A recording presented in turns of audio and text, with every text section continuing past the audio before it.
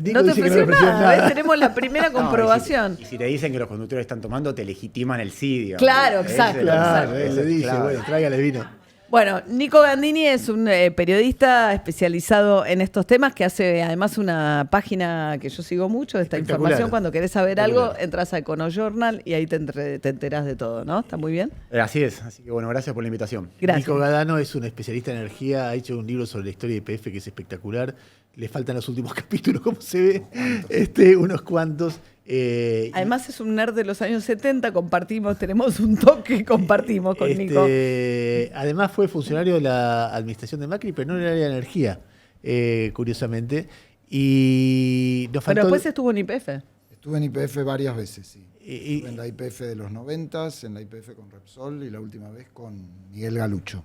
Y nos faltó Nicolás Arceo, porque siempre, Nicolás Arceo, que fue miembro del equipo de energía de Kicillof, y son tres tipos interesantísimos. Yo siempre digo los tres, cada vez que hay un quilombo Los tres de energía, Nicolases. claro, es muy interesante hablar con los tres porque tienen miradas distintas, son tipos súper moderados, súper formados. Así que, y vamos a hablar de una historia triste de...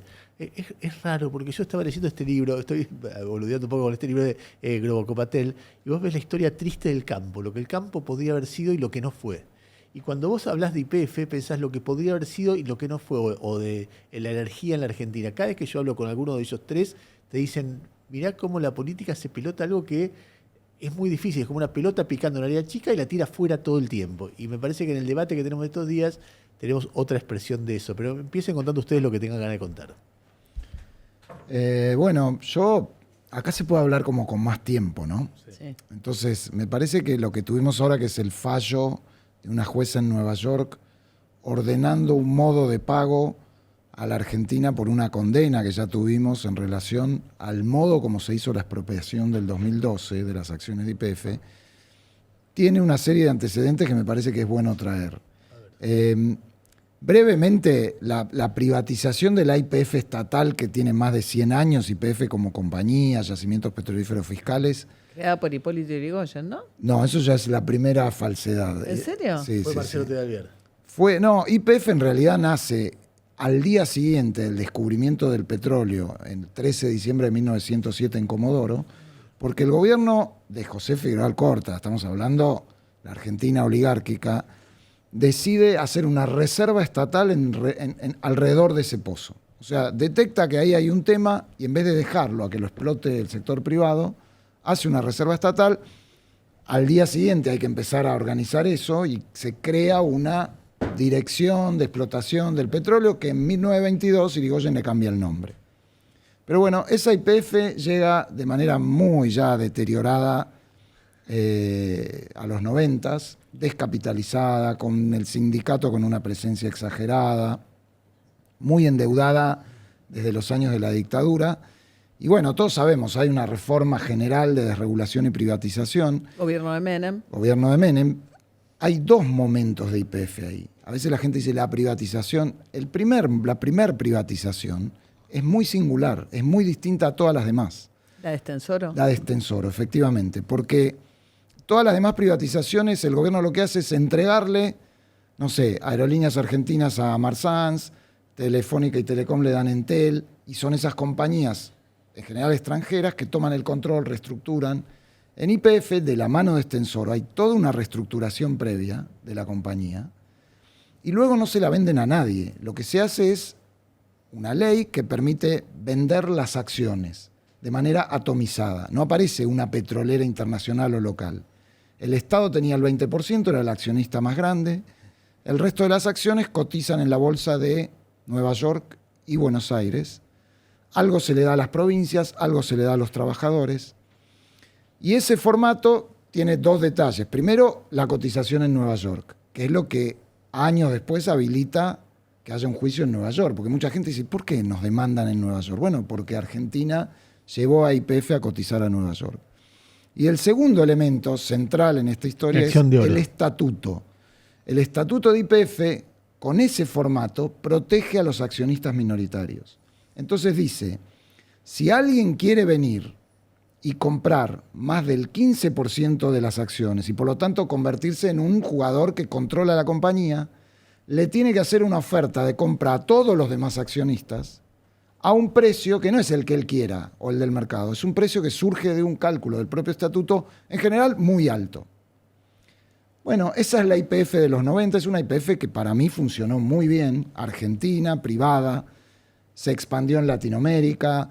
Argentina llegó en 1998 al récord de producción de petróleo que todavía no recuperamos.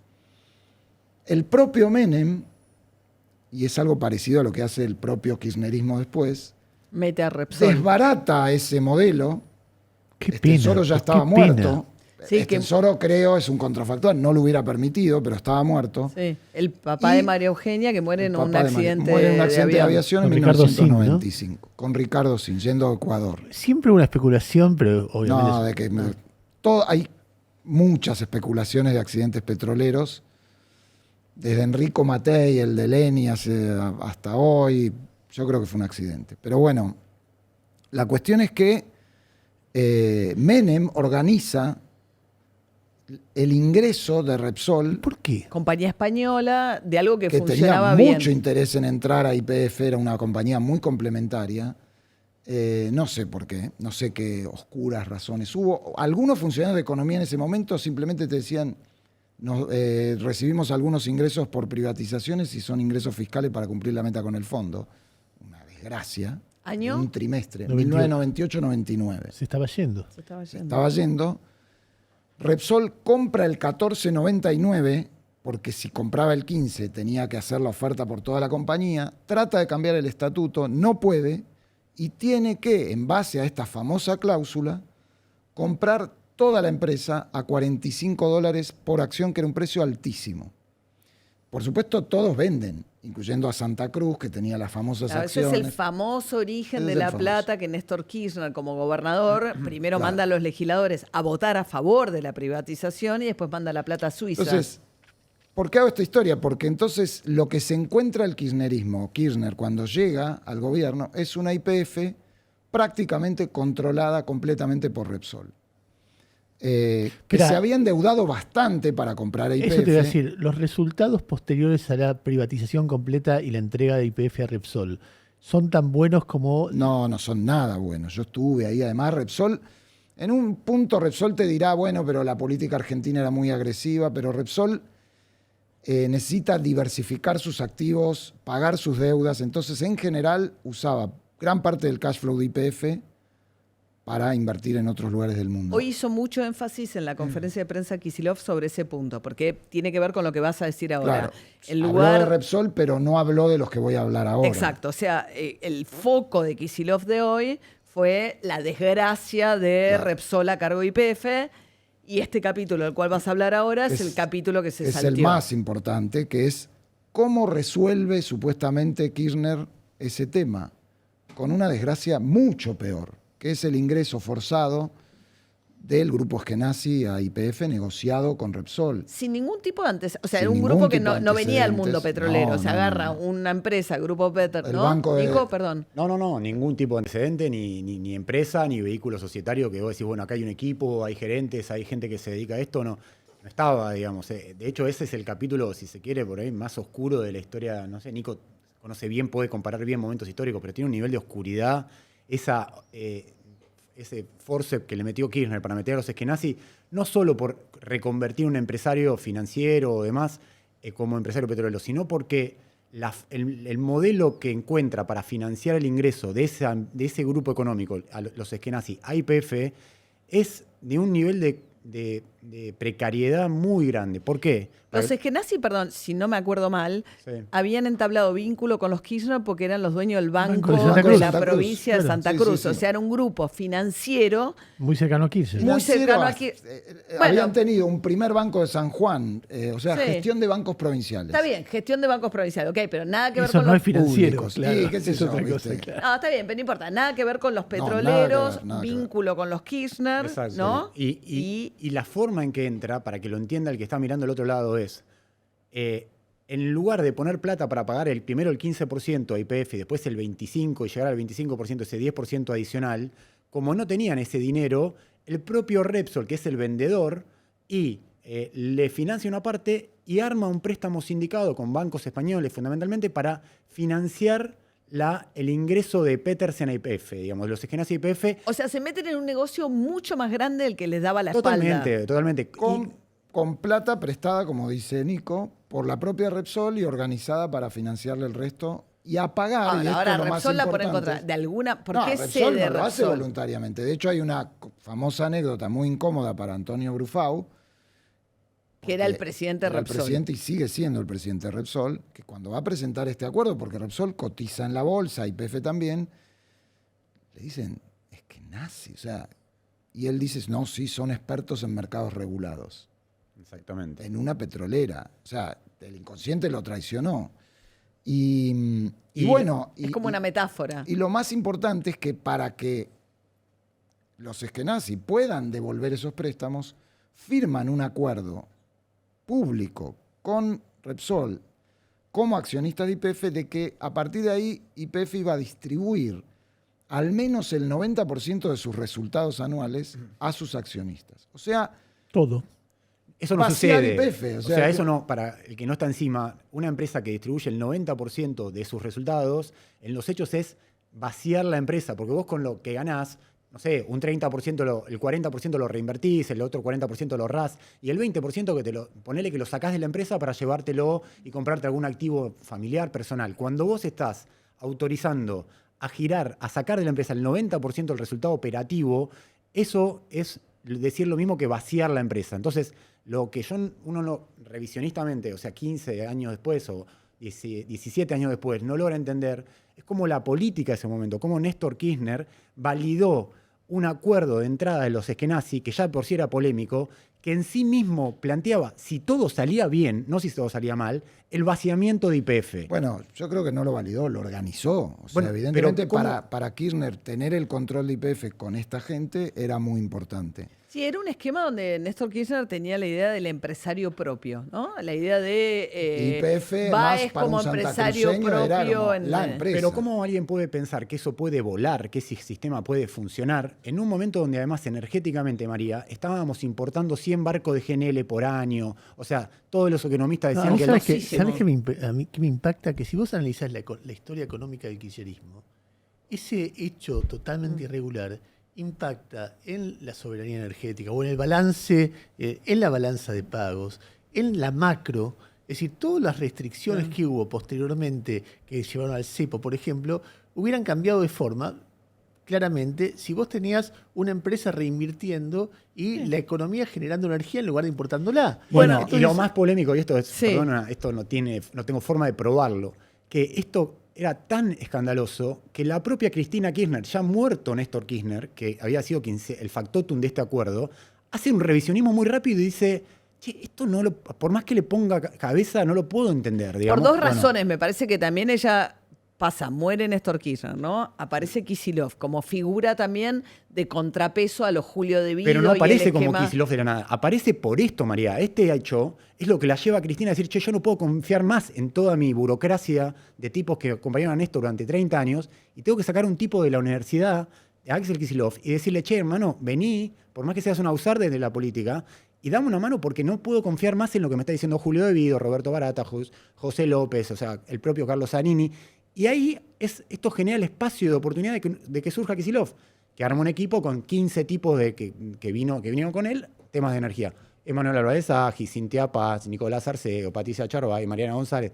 Pero políticamente, para mí, la forma tan polémica del ingreso de los Eskenazi es lo que termina llevando a Cristina a decir, che, yo Sí, te voy a hacer un igual recambio de... Yo Y la soy un poco restricción, menos benévolo. ¿no? Cristina era la presidenta cuando entran los Eskenazi a YPF, no era Néstor Kirchner. Entonces, evidentemente la muerte de Néstor Kirchner es el detonante de esta crisis, de que esta solución que habían organizado los Kirchner en 2008, la detonen, la hagan estallar de una manera muy compleja que genera estas esquirlas enormes de 16 mil millones de dólares aún hoy, ahora vamos a ese tema, pero hubo un malentendido. O sea, evidentemente los Eskenazi entendieron, una vez muerto Néstor Kirchner, que su rol ahí era distinto a lo que entendía Cristina, que era su rol. La gente También más hay una antikirchnerista restricción dirá, externa, ¿no? y el cuadernito, entonces los Eskenazi que esto es mío, y Cristina dijo, los voy a matar.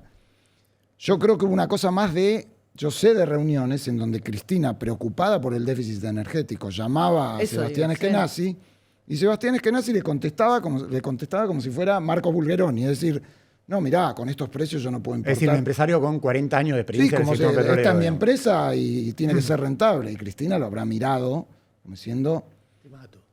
te mato. Me está Ahora, cargando. supongo que Néstor Kirchner lo hubiera resuelto de otro modo. Se manejaba con esa gente. Pero el punto es que entonces viene la decisión de la expropiación. Ahí aparece Kicillof a tratar de... Sí, Kicillof, por ejemplo, yo me acuerdo que el director de la clase A, que siempre se mantuvo, la Acción de Oro, siempre, aún en el momento en que Repsol tenía prácticamente todo, el Estado mandaba un director al director YPF, medio simbólico, ¿no? Pero Se supone que era la acción de oro que le... ¿no? que le daba ciertos derechos y vetos, qué sé yo. Entonces, era barata el que iba. Parte del equipo de Julio De Vido en planificación. El coordinador del Ministerio de Planificación durante los 12 años que Julio Vido fue titular del ministerio. Y un día dejó de ir barata y empezó a ir Axel. Y yo me acuerdo que la gente ahí, los españoles y todos, estaban como diciendo, ¿quién es este personaje?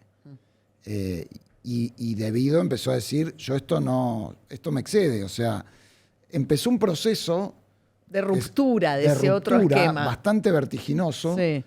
que ya ni los españoles ni los Eskenazi pudieron frenar. Que estaba vivo, de hecho, en el momento de la expropiación. Acordate que quien interviene en la empresa era Julio De Vido, Roberto Barata, la gente de planificación y también la gente de Kicillof. Ese doble esquema, ese doble comando en el área energética estuvo vivo durante un tiempo, digamos. Ahora vamos a hablar en la que, o sea, Kicillof llega a esa instancia Claro. a tomar la decisión de la expropiación y después del cómo, ¿no? Kicillof lo que Claro, plantea del ahí... cómo. No, Y el cómo no lo toma Kicillof, esa decisión es una decisión que... Kicillof lo que toma es una decisión de política económica diciendo, tenés precio de congelado de combustible, ahí se pelea con Moreno porque no aumentaba combustible, tenés precio de gas, estás pagando 90 centavos de millón de BTU, el gas que se produce en Neuquén cuando estás trayendo gas de Bolivia a $7, o gas por barco a $15.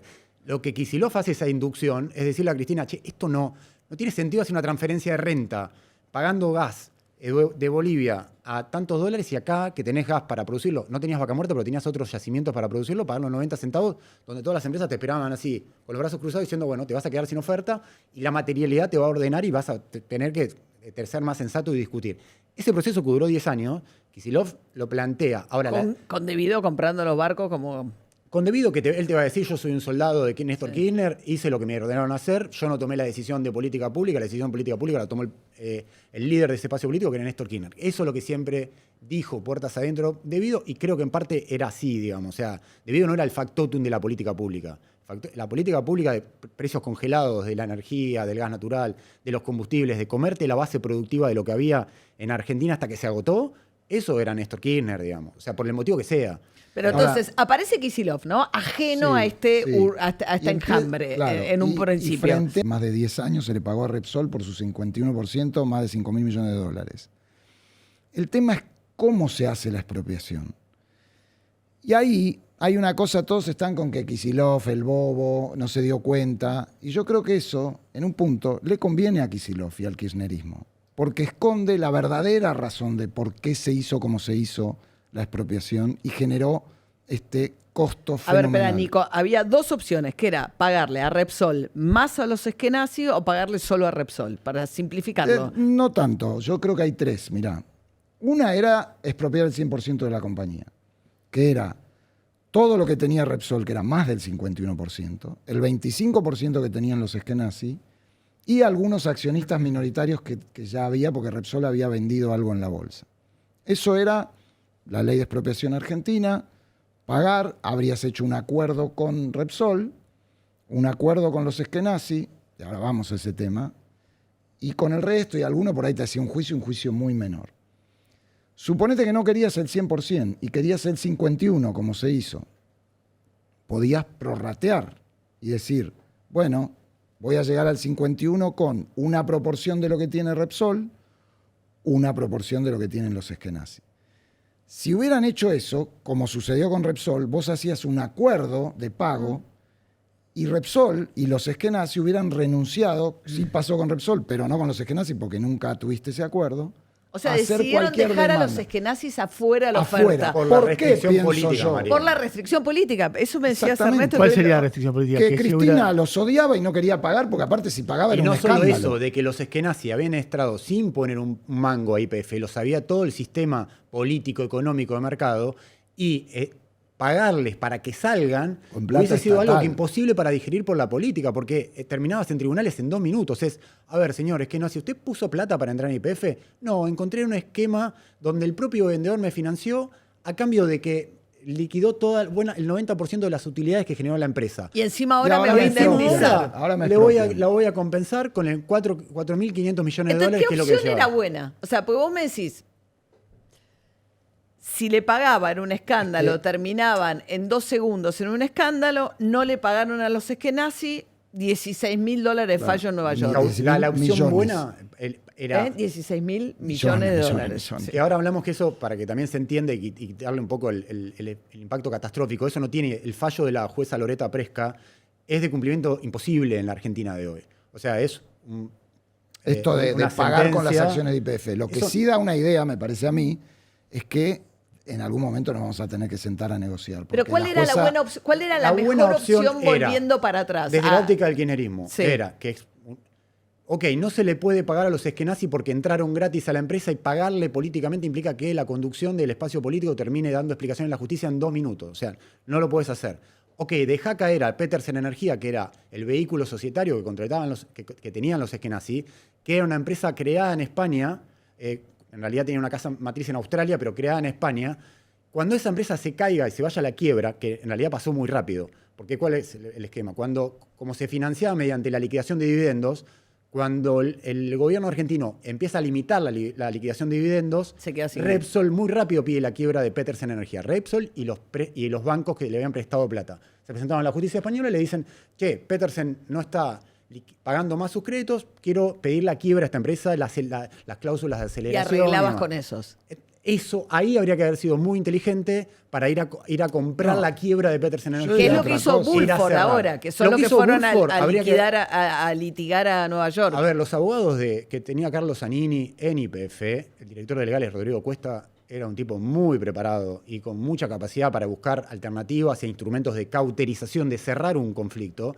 Le puso 4 o 5 alternativas a Carlos Zanini diciendo, che, esto hay que cerrarlo porque acá estamos dejando un flanco abierto. Nadie podía saber que podía venir un Burford, que encima iba a tener una jueza en Estados Unidos que por formación jurídico-ideológica o por el motivo que sea, le falla a favor y este monto estratosférico. Pero lo que vos tendrías que haber hecho, Es es muy haber fácil cerrado. decirlo con el diario del lunes, era cerrar el capítulo cuando Petersen Energía se cae. Ahora, ¿cómo alguien le iba a decir a Cristina, tenés que cerrarte, bajá, hay que aplicar inteligencia a esto para cerrarlo? No pasó, Porque lamentablemente no pasó. lo que tendría que haber pasado es que no metieran a los eskenazi Bueno. en YPF. No, está bien, Pero es que eso ya estaba, ya era una especie de... No, está bien, pero totalmente Y de no acuerdo. era necesario expropiar YPF para desarrollar Vaca Muerta, todo eso. Yo creo que podría haber habido un esquema mucho más gradualista de tratar de que los eskenazi o paguen sus deudas con sus propios fondos o eventualmente resuelvan con Perdón, Repsol. Quiero hacer una pregunta, porque Y ir gradualmente a que si el Estado tome alguna participación sin sacar a Repsol y pagándole 5.000 millones de dólares a Repsol para que se lo lleve. No sé si Repsol hubiese aceptado realmente Bueno. ceder el control de la empresa. Se había aceptado a los eskenazi, qué sé yo. Sí, ¿viste? pero lo aceptaron los eskenazi porque la forma en que entraron los eskenazi implicaba un esquema de vaciamiento de la empresa y de cobrar 11.500 millones de dólares, que fueron los dividendos que giró YPF entre 2008 y 2011. O Qué sea, bárbaro. era una cosa absurda. A ver, yo quiero hacer una pregunta sobre un punto que para mí es central, porque estamos focalizando en la Argentina. Yo quiero focalizar en la actitud de la jueza. Yo estuve preguntando a distintas personas involucradas en esto profundamente y no hay consenso en que el hecho de que vos emitas, no hay consenso, no quiero decir que todos digan que es incorrecto, digo que hay una discusión acerca de si el hecho de que vos emitas acciones en la Bolsa de Nueva York te somete a la jurisdicción de la justicia norteamericana. Por ejemplo, hay una persona que conoce mucho de este proceso que me dice, te somete a la jurisdicción de la justicia norteamericana si vos falseás información a los accionistas o si haces una maniobra que perjudique a los accionistas en términos de mala Bueno, información. esto fue una maniobra que perjudicó a los accionistas. Bueno, en la discusión sobre De hecho, lo que me cuenta es que en el proceso judicial le plantea hasta la jueza, que ella no tiene jurisdicción acá, y ella dice, entiendo lo que me decís respecto de, a ver, un tema puntual, ¿qué es lo más importante, la ley de expropiación o el estatuto de YPF? Si es la ley de expropiación, todo este juicio no vale nada. El estatuto pero de YPF, ahí hay una confusión. Ahí hay una confusión. Déjame de terminar la idea que me transmiten. Yo no soy especialista en jurisdicción de la justicia norteamericana, ni lo quiero ser. Pero lo que me dicen es que la jueza dice, yo tengo que velar por la salud del mercado de capitales norteamericanos y en función de eso me involucro. Y mucha gente dice, che, esto es una sobreactuación para justificar que una jueza de Nueva York se puede meter en cualquier cosa. Yo te voy a decir lo siguiente. Primero, la jueza no objeta la expropiación. De hecho, si hubiéramos expropiado al 100%, la jueza esta no se hubiera metido. La jueza lo que dice es, hay un estatuto que protege al accionista minoritario que vinieron a cotizar a la Bolsa de Nueva York voluntariamente, YPF. Ahí Kicillof te diría que la ley que sancionó el Congreso está por encima del estatuto YPF. No, pero es que la ley que sancionó el Congreso es la ley de expropiación. Lo que dice la hizo jueza... dos leyes sancionó. No, está bien, pero lo que dice la jueza es, inmediatamente después de la expropiación, que vos elegiste expropiar el 51%, hubo un cambio de control en esa compañía, que estaba controlada por Repsol y ahora está el Estado argentino. La ley y el estatuto de YPF, dice el estatuto de YPF que se aprobó por decreto del presidente argentino, que el accionista minoritario está protegido de decir, yo no quiero estar con el gobierno como accionista mayoritario. Ahora, tengo el derecho a que me hagan una oferta de compra. Ahora, lo que está diciendo... Argentina no lo hizo. Punto. Está bien, pero ahí déjame decir esta nota porque es un hecho. Dale. Todo eso está muy bien. Ahora, el Departamento de Justicia de Estados Unidos hace una presentación voluntaria al final de la gestión Biden en este mismo caso a la jueza, diciéndole, señora, usted se tiene que excusar de definir sobre esta cuestión, porque no tiene competencia. Entonces, nosotros podemos discutir y está buenísimo que los abogados hablen, deberían hablar más de este caso. Ahora, vos tenés que el Departamento de Justicia de Estados Unidos, o sea, le está haciendo una recomendación directa a la jueza de que no tiene que fallar en esta causa porque no tiene competencia, porque está fallando sobre una causa que es de una empresa Petersen Energía, quebrada en la justicia española, que no tiene ningún activo en España, que no tiene ningún activo en Estados Unidos, que hay una ley de inmunidad soberana, vos María lo sabés bien, del año 76, que dice que hay 3 requisitos que tenés que cumplir para que una jueza norteamericana se pueda intervenir en un conflicto de este tipo, que es, tiene que haber un usufructo comercial en Estados Unidos, tiene que haber una propiedad total de los bienes que estás embargando. Pero además como que Bulford compra la quiebra de los Petersen en España, ¿qué? No, compra el derecho a litigar. El concurso negoció con Burford y Burford tiene en nombre, de hecho, si ustedes ven las demandas, siempre es Petersen Energía contra... Todo, a ver, y se lleva el 70% de los beneficios de esa... Hay una diferencia. Y el 30% va al concurso. Que nunca tuvo nada que ver con YPF. No importa no, eso. Sí, no importa, porque no importa. Sí importa, porque además es un caso quiero la diferencia entre lo que vos explicaste, para qué se creó ese estatuto, y la forma en que lo aplica la jueza, es sideral. El estatuto se crea para que los accionarios minoritarios que estén protegidos. Chiquititos, menos el 20% que había comprado, creo que no me acuerdo quién, el Estado que se había quedado, sean protegidos de Repsol o de cualquier accionista mayoritario. Y acá se utiliza para proteger al tipo que de manera trucha se hace con el 25% de YPF. Pero eso es un problema de cómo se hizo. La jueza no se mete con eso. Además, ¿por qué no? ¿Por qué no? Porque no hay una demanda por eso. Pero ella puede agarrar. Hay una demanda decir, acá del hijo que está parada. Ella agarra, interpreta y dice, che, esto no solo es el sistema militario. Pero más allá de eso, demos el contexto. Sí, pero decía usted que nunca tuvo. Pero pará, le diría, usted que nunca tuvo nada que ver, ni una sola acción de YPF, se va a llevar el 70%. María, no. Eso es. Ni que hablar la cifra. Está gestionando en nombre del concurso. Pero se lleva el 70%. Sí. Pero nunca tuvo ni una acción. Y no hay ningún caso que no haya un antecedente. Este caso, para que se entienda la importancia que tiene.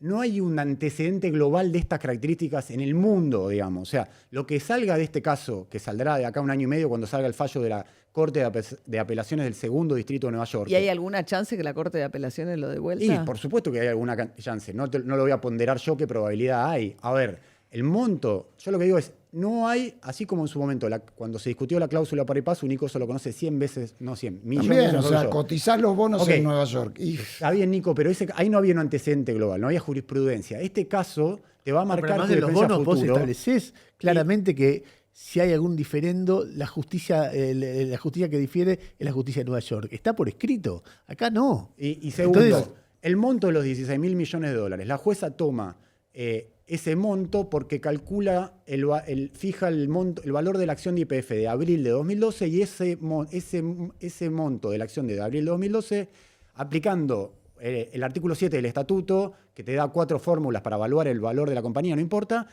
el más alto te da 8.000 millones de dólares más intereses, otros 8.000, 16.000.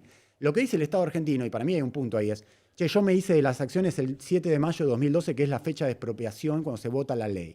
En realidad dice 2014, que es cuando termina de resolver con Claro, Repsol. pero Okay. yo te digo, Pero- Nico, yo estoy de acuerdo. Lo dice Sarabia Frías. Sí, No, lo dice Vos Sarabia está Frías. diciendo vale Ahora, mucho menos la vale, acción. Cuando, Y por supuesto, María, y cuando ahí fue por- Cristina, ordenó, no fue ella, pero ordenó esa mañana a que echen prácticamente a patadas en el orto a todos los de Repsol del edificio y que YPF pase a estar controlada por el Estado. Y bueno, nadie pensó en esto. Entonces la jueza dice, mirá, yo sé que la ley de expropiación se votó después, pero ¿en qué momento hubo un cambio de control en YPF? ¿Quién empezó a gestionar YPF ese día? El Estado argentino.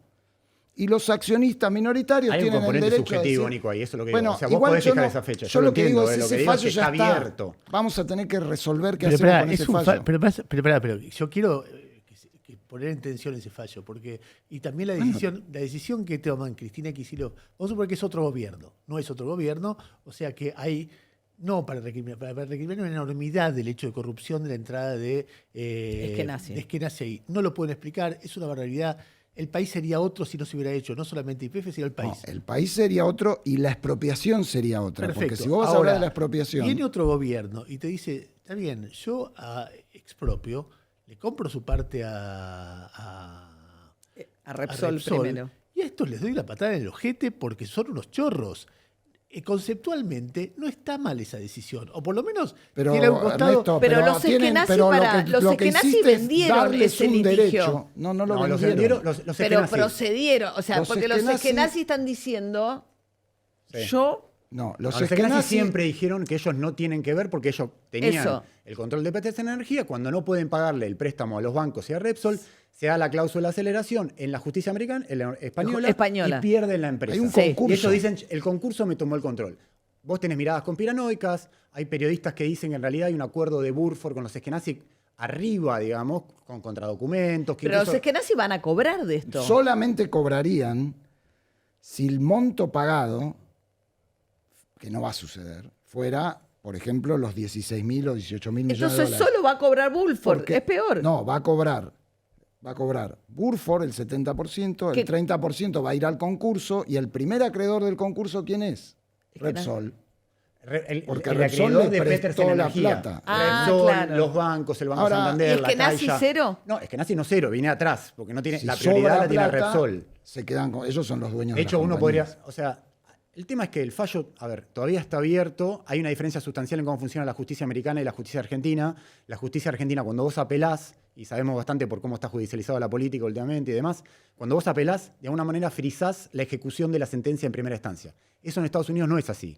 La justicia norteamericana falló, la jueza falló por 16.000 millones de dólares, por más que Argentina apele frente a la Cámara de Apelaciones de Nueva York. No frena el no proceso. frena. Tiene que hacer un pedido puntual a la jueza Presca para que la jueza sea la misma jueza la que acceda a frenar estos 14 días que le dio al gobierno de Javier Milei para que cumplimente esta entrega de las acciones que le dio. Que por cierto, quiero contar una cosa que hablábamos recién, que es casi una nota de color, un poquito justicia poética, que es el estatuto de YPF que generó todo esto, sigue vigente. Si Burford recibiera el 51% de las acciones, hay un cambio de control en YPF. Tendría que indemnizar a todos. Tendría que hacerle una oferta pública de adquisición a todos los demás, que para Burford es un muerto, ¿entendés? O sea, esto es un salvavidas de plomo para Burford.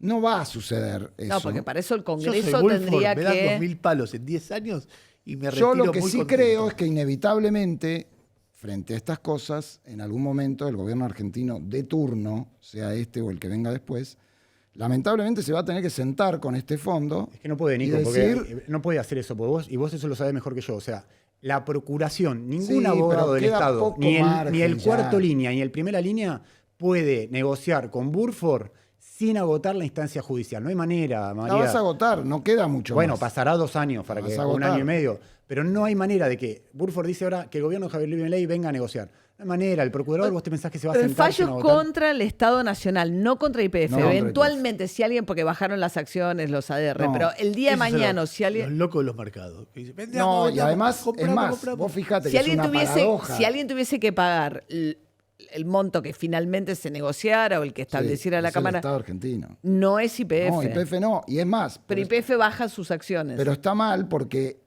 mucha gente dijo, si no le dan YPF van a deslistarla o la van a embargar.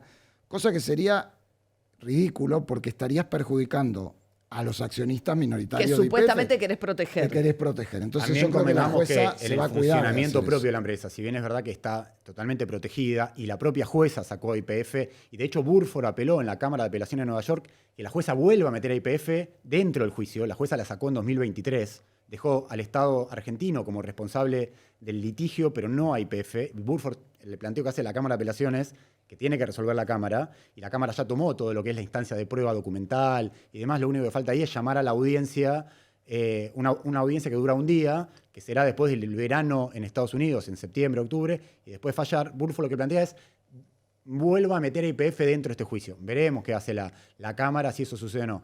Es complejo en el sentido de que no hay antecedentes, esto es un leading case, como se dice. O sea, es como...